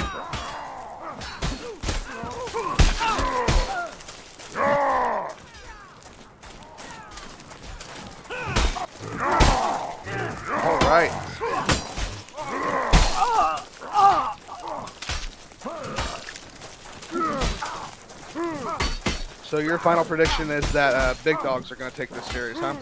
No. No? Okay. I think. Oh, actually, they don't have Stabby. Shit, Abby. And Big Dogs has their main lineup. Songy is a very good player in my opinion, but the consistency that Stabby added to Terry, I think, is what pushed them to #1 pick. I think Stabby being another very consistent, solid duelist. You know what I mean? Like just that extra player that you need to have that consistency, and he fits very well with the Terry lineup mentality of always just having those winning fights and those winning individual duels. That it may not, it may favor Big Dog. We have seen Big Dog upset Terry, a good couple times in the past. Big Dogs is a very strong team, but they have quite a different play style. They tend to not favor duels as much, at least from my experience, and they kind of tend to swarm you with several people on you at once. They actually kind of don't want to let you isolate in duels, from my experience. Maybe we have pressure good enough to force them to the duels. They're gonna have a lot of good answers. If this goes anything like if this is anything like I probably lost my train of thought. If this is anything like how I run into Big Dogs, is that generally I think we're gonna see Frazzle and Brian meeting on the corners, and then the 4v4 going down between Rats, Songsi, Jazz, Kroski, and then Clip, Mark, Nexi, and Lazy. But we'll see. It might not end up that way. They might not send Brian to answer Frazzle on the side. They might, do something else. I'm not certain. I have another question for you. So, is it better to have one very good, like top tier, like one of the best players in the game player, and then like quite a decent gap in between him and the next one, or is it better to have a consistent like skill level across the whole roster so that there's no like weak links? You know what I mean? Like, would it be better to have one really good top tier S tier player and then a bunch of really good, like almost at that level but not quite, or would it be better to have a more consistent skill distribution? I think the draft tourneys have shown that the consistent skill distribution has always made the biggest difference. That's kind of what I was thinking, and I think that's why teams like Terry kind of have kind of an advantage, because like who are you going to abuse on Terry?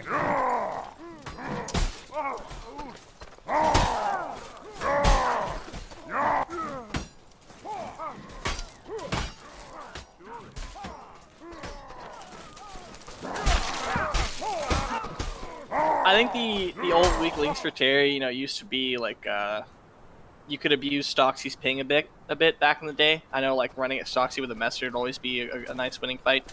And Rats used to be playing Spear. Rat Spear, he was very fast to kill. But other than that, now with the Stabby in and Rats has improved a lot, it's very hard to think who's going to be the weak link. But it looks like Krosie's going to be the weak link now. Clipdream's finding that pick on Krosie with that nice swap with the Pardish. Brian getting the pick on Frazzle.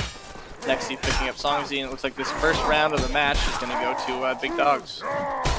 Yeah, Big Dogs getting that opening pick and then just kind of collapsing around Terry and kind of like suffocating them a little bit, not giving them a whole lot of space.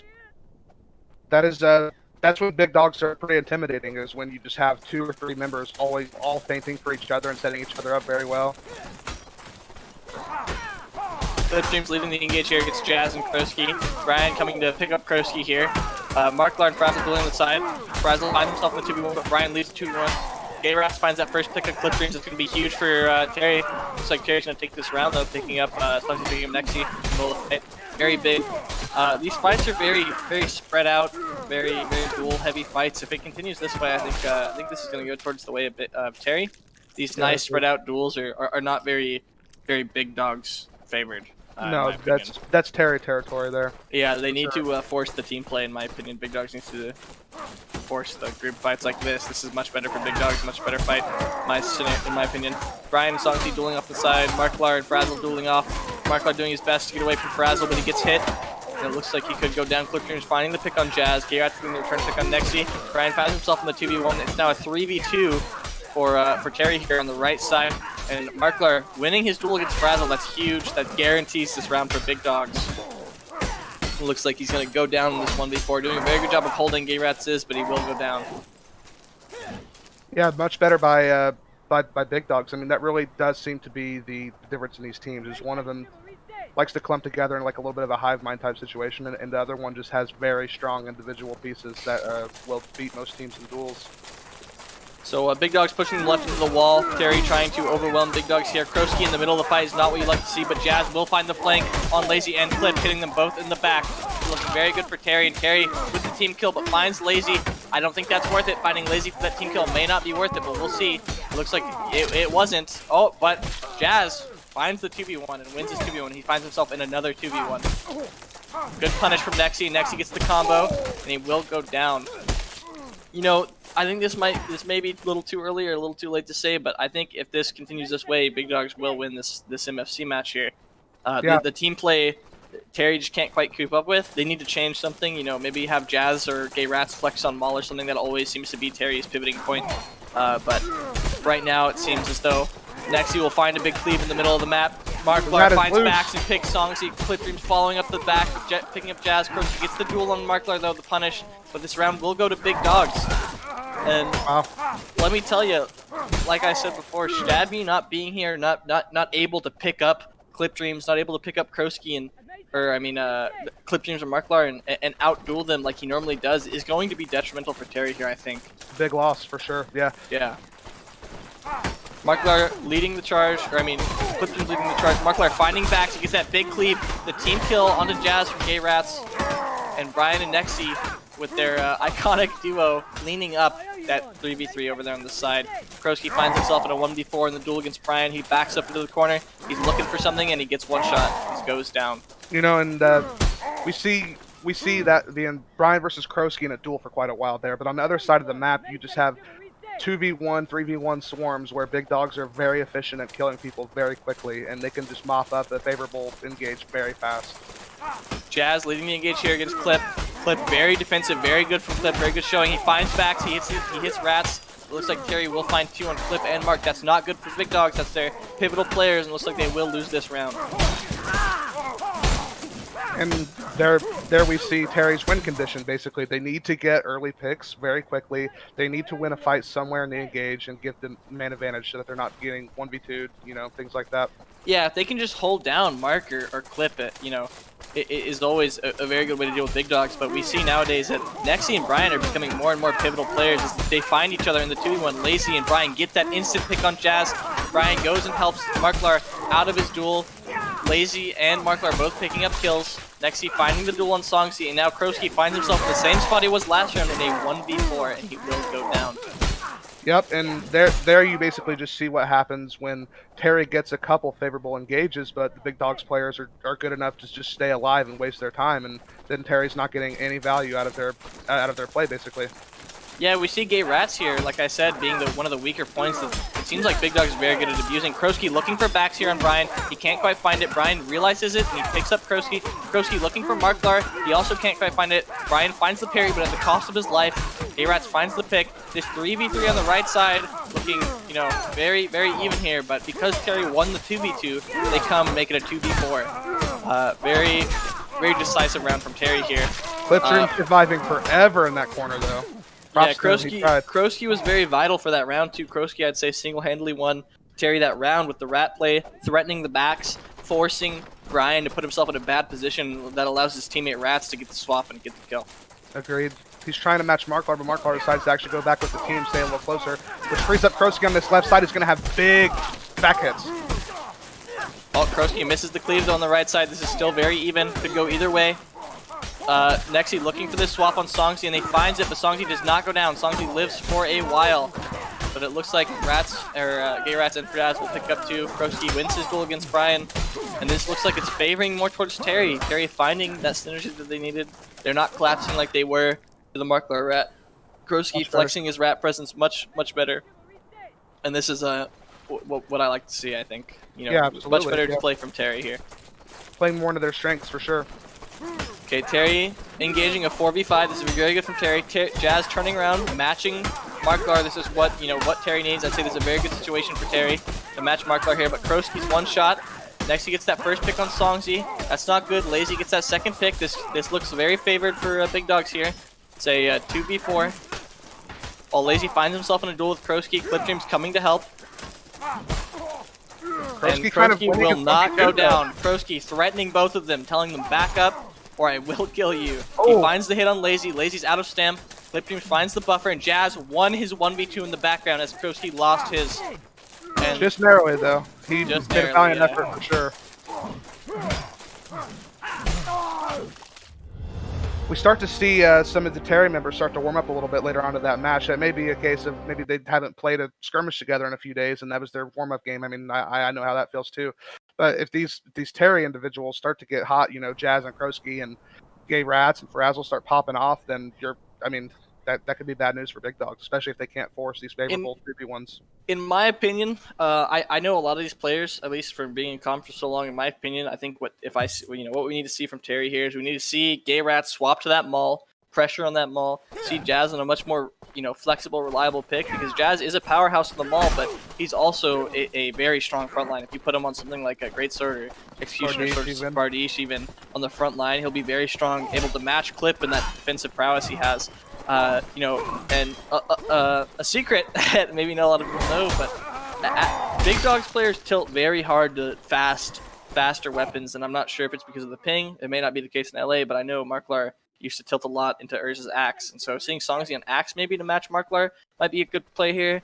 Something like that, where we'd see just these Terry players playing more into their strength instead of trying to play into the meta, but it will not matter. Clinically Lazy getting that instant pick on Songzi.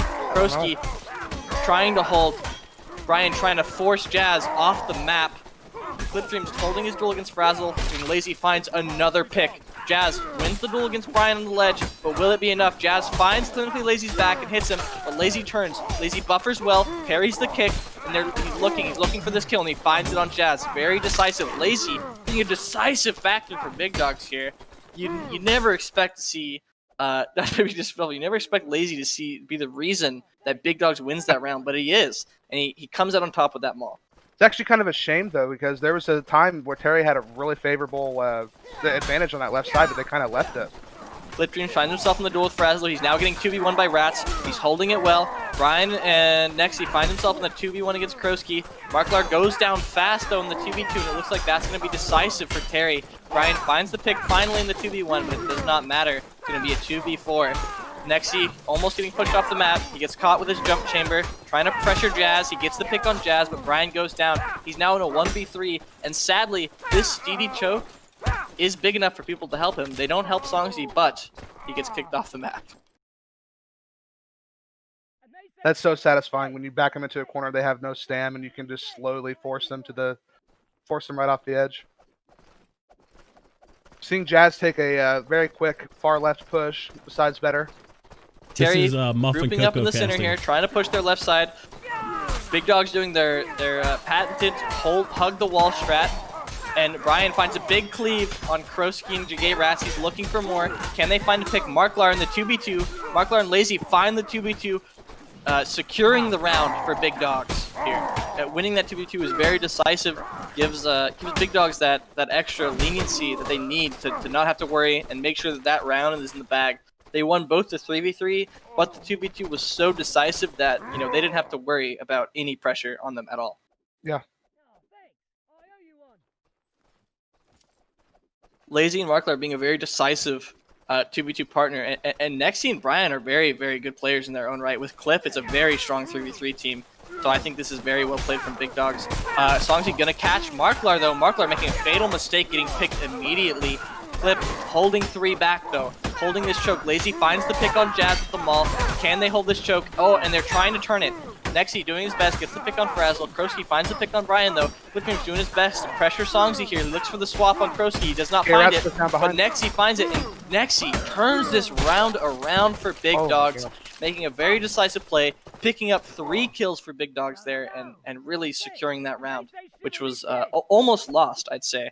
I'd say Terry had a very good chance of winning that, but then Nexy turned it around very fast. One of the best things about Big Dogs is that they're actually greater than the sum of their parts, and so they get more value out of playing together than you would get otherwise just with the players. Marklar finds the instant pick on Gay Ratch, which is huge. He finds himself in a duel in Songzi, but he allows his team to now be in a 4v3 because he got that instant pick. He goes down fast, but hopefully it was enough for Big Dogs to get that pick, that immediate pick, and it'll push them over the edge, and it seems that it will. But Jazz finds the 2v1 and wins it. He's now in a duel in Clipdreams, but his team, Clipdreams team, come and helps him. He's now in a 1v3, and he can't find anything, and he will go down.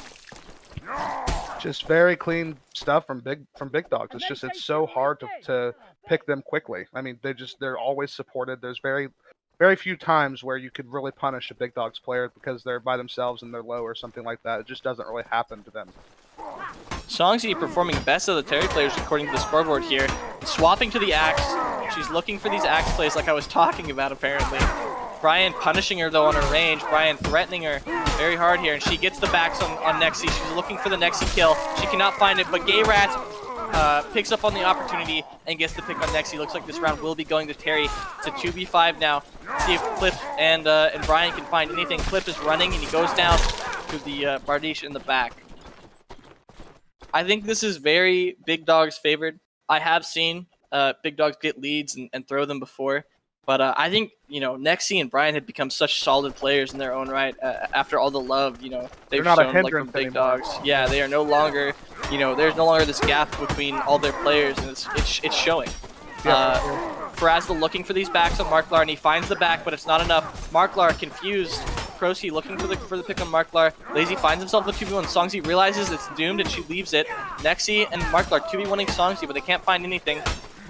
Brian and Clip winning their 2v2. Very decisive from Big Dogs here. Very decisive round. They will not lose a single player to their four opponents. Now, Kroski in the 1v5. He hits his teammate in the back of the head of the maul, but Kroski will go down. A flawless round for Big Dogs. I'd kind of like to see an adaptation come from Terry here. I'd maybe try something where they're more grouped or... Like I said, their Contraband is their weakest map. You're going to see them play their best on these open mosh pit maps, but this Contraband is very decisively going to Big Dogs, in my opinion. Yeah, it is. Gay Rat swapping to the Spear on Heavy Armor. This is, in my opinion, the worst thing he could have swapped to. I think Big Dogs are going to steamroll them because of it. You don't ever want to see, in my opinion, Gay Rats on that Spear, because that's when he really gets, kind of abused. He kind of gets run down. Gay Rat's strength, his Maul Rat is actually one of the most underrated Maul Rats in the game. I think he is very, very strong on that Maul Rat. Outputs a lot of pressure. So the change you'd like to see is them running him on Maul Rat and then maybe and then moving Jazz to frontline, because Jazz is always going to be a strong player, but Gay Rats really shines on the Maul Rat, and Jazz is kind of taking that spot from him. And like I said, Gay Rats immediately goes down on that Spear, but Jazz gets the return pick, so it's still close. Clip holding the 2v1, and he survives the 2v1. Lazy getting punished by the Maul. Nexi surrounded by the Maul and Frazzle, but he gets spaced. Marklar coming to help. Frazzle wins his duel fast on Clip. And it looks like Big is going to try to force Frazzle off the map here. They're kicking, they're pushing, and they do. They force him off the map. Jazz still in his duel with Lazy. Lazy delaying for his team. Jazz trying to pressure Lazy. Lazy buffering super well here. The good chamber from Lazy, and he goes down. 2-0 to Big Dogs. Big Dogs might be NA's #1 team after this match. Yeah, dominant stuff from Big Dogs. I'm curious to see if Terry's going to be thinking along the lines that you're thinking and maybe switch clinically lazy. Or sorry, this would be the map to do it on too. Yeah, this would be the map. Yeah. Wrongwhat asks in chat, when did Greatsword go out of fashion, and when did Bardiche become what everyone uses? Bardiche, with the stab nerf and the morph nerf, Bardiche being a much more reposty weapon, and the 60 damage to 40 like headshot ratio where it's 2 to kill has just seen better plays than Greatsword, as well as a lot of 1-2-3 rat. People have caught on to the 1-2-3 rat meta. The Greatsword 4-hit to kills that sometimes, and so Greatsword feels really bad into that. Especially because they're going to be jumping a lot to avoid that head hit, so you're going to be hitting legs, and yeah. Interesting to see that they actually switched him off of Spear, but he's now using Battle Axe, so I'm sure you'll have something to say about that. I mean, Battle Axe is a fine weapon. It does the same thing that Bardiche does, just a little bit shorter. Yeah. So, Bardiche should definitely be the more optimal weapon, but putting people in their comfort is always much better than putting on someone what's meta. If someone is not a Bardiche player, but they've been a Battle Axe player for 1,000 hours, they're guaranteed to perform better on the Battle Axe. Yeah, almost. Of course, yeah.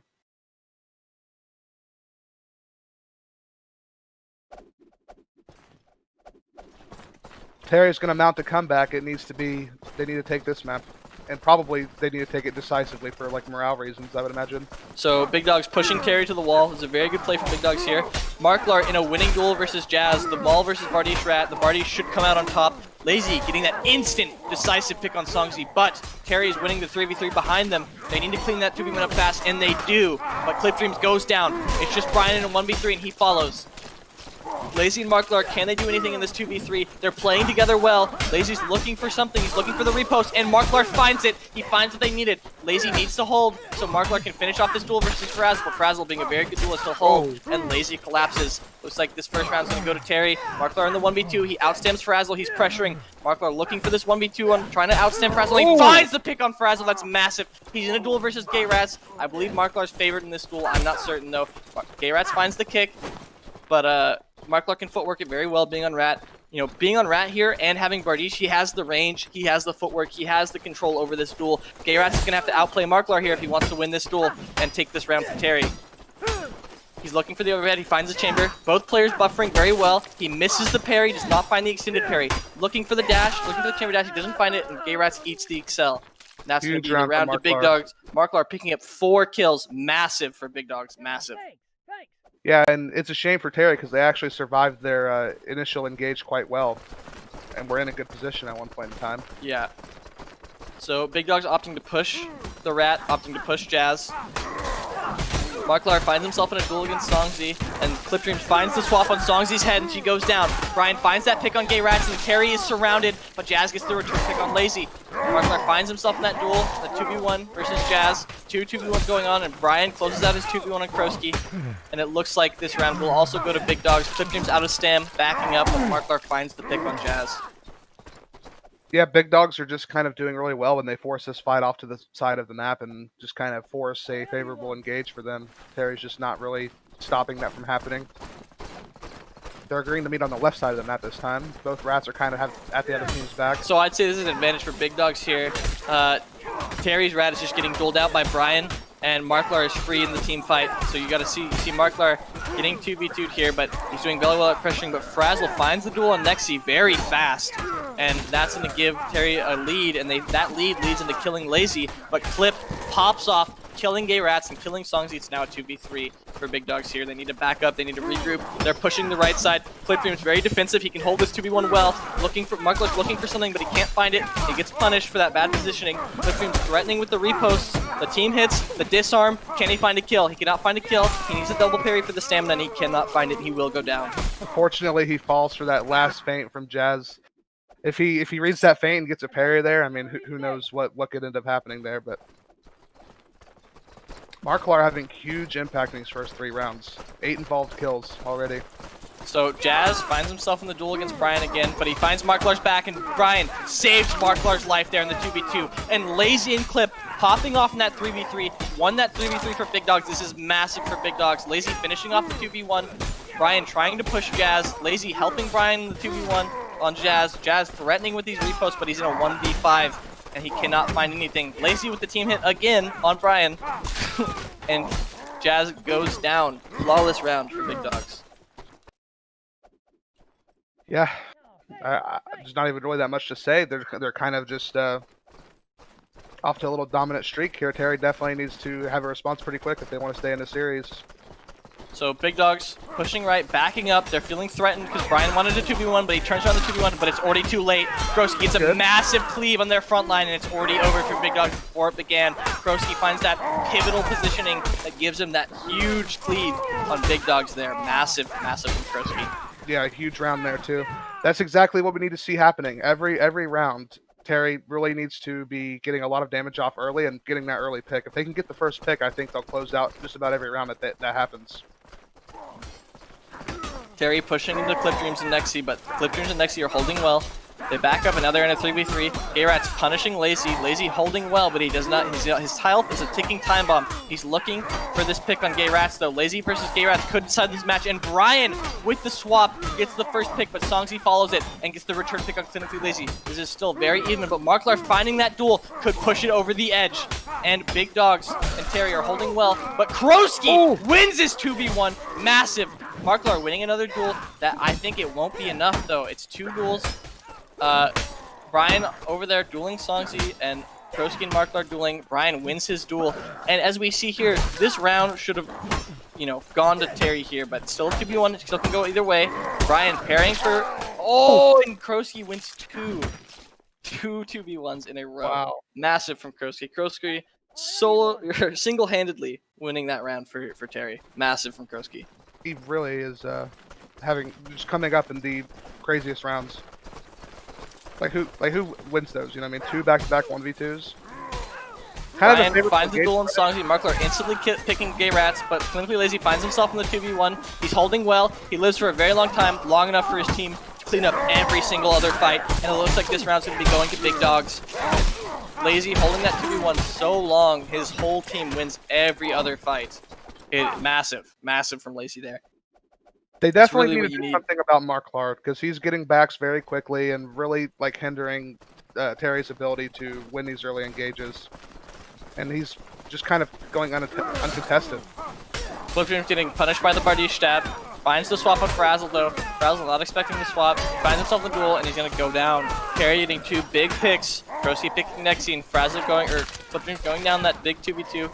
Kroski gets another pick. Clinically Lazy gets their turn pick, but it's not enough. It's now 2v3. This is very winnable for Marklar and Lazy. We've seen them win this before. Marklar pressuring, looking for something. If he needs to find that pick on that 1 HP target and he doesn't find it and he gets 2v1 real fast, it looks like this round's gonna go to Terry. Lazy can't find a parry, and that is it for Big Dogs in that round. Terry definitely starting to heat up and starting to pop off a little bit here.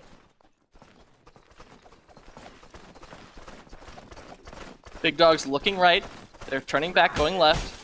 Little hesitation in what they would think they should do here, but Clipstreams gets that instant pick. Clipstreams finding that decisive pick that could win them this round. Brian buffering out and Lazy getting the round that'll decide the match, or getting the pick that'll decide this round. Songsy in the 2v1, 2 2v1s going on. Jazz threatening his 2v1, and Jazz wins his 2v1. Clip just needs to hold, let his team close out the other 2v1. He goes for the kick. The kick was not the right decision. Good input, but he goes down. Now another 2v1. Can Jazz do what Kroski has done before him? Can he win 2 2v1s in a row? He's already won 1. He has good health, good stamina, good weapon. He could find something. Lazy is 1 shot. So is Nexi now. He's threatening with something. He's finding these good buffers. He's threatening with these LMBs. He gets punished and he goes down. Yeah, got to give props to Songsy as well. Doesn't win his 1v2, but he buys enough time that lets Jazz win his and clean up, both people. That definitely could have ended differently. He needed to get that 1 tap on Clinically Lazy quickly to make it a 1v1. Not able to do so. Pronouns, it's a she, bro. Oh, my apologies. Marklar finds himself in the duel with Frazzle. Looks like a winning goal for Marklar.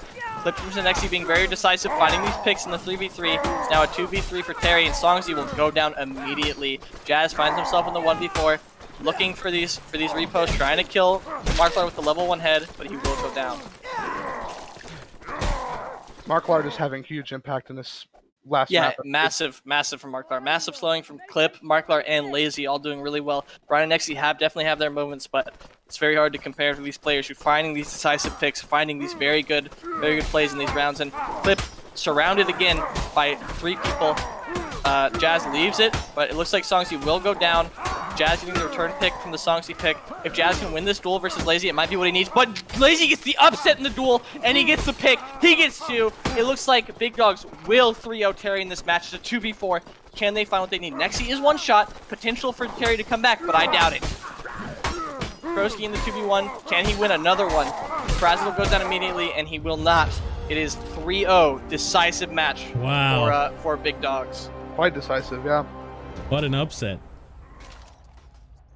Is that an upset, though? Yes, that considering is an upset. last season, yes, it is. Yeah, that is an upset. Yeah, I mean, Big Dogs, I think for sure Hierarchy and Big Dogs are number 1 and number 2. Not sure exactly about the order, but yeah, Big Dogs are just hard to play against, man. They just kind of swarm you and Big never Dogs really get a favorable situation. They're always getting 2v1s and 3v1s, and they're very good at winning their favored engagements really, really quickly too. It is not fair to say because the rosters have changed up a lot, but if we are going off of Season 1 results, Big Dogs are now NA's number 1 team. And to be honest, for me, that's a great side to see. Those players have been the same players since, the Venitas League. They've had roster changes. You know, we've seen Songzi join and leave Big Dogs. We've seen Smile join and leave Big Dogs. But man, are those players have stuck together, and it really shows how important consistency is in these games. How consistency is the deciding factor in these matches, and it'll make the biggest difference going forward. Yeah. Yeah, no, just very impressive stuff from Big Dogs. This very, very dominant series. I mean, there were moments from Terry, but really what had to happen was Terry needed to be getting those consistent early picks. And I think you're right. One of the things you pointed out earlier was that not having Stabby, that's it's quite a big loss for Terry. You know, if we have Stabby, maybe Terry takes a map. Maybe those maps are a bit closer. You know, who knows? But yeah, Stabby is very good at answering players. He's one of those players that is very good, very capable to duel out a problem. You know, if he needs to, he can go Messer, he could go Bardiche, and he could go duel out that Marklar problem that they didn't really have an answer to this time.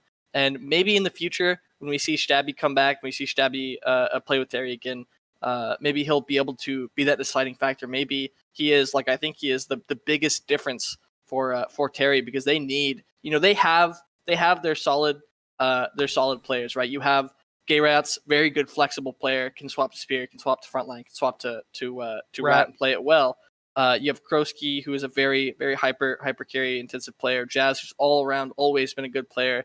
Frazzle, who's very good at, you know, picking out duels and always, you know, making sure his duel's a winning fight. But they have not had that consistency of that fifth best player in a while since we've seen Stocksy. And Stabby joining the Terry roster and making you know that difference it was huge for Terry, in my opinion. And I think that's what pushed them over RQ in season 1, and that would be the push for them to beat Big Dogs in season 2 here. I agree. I'm looking forward to when Hierarchy and Big Dogs meet. Those teams, to me, they have a roughly similar play style.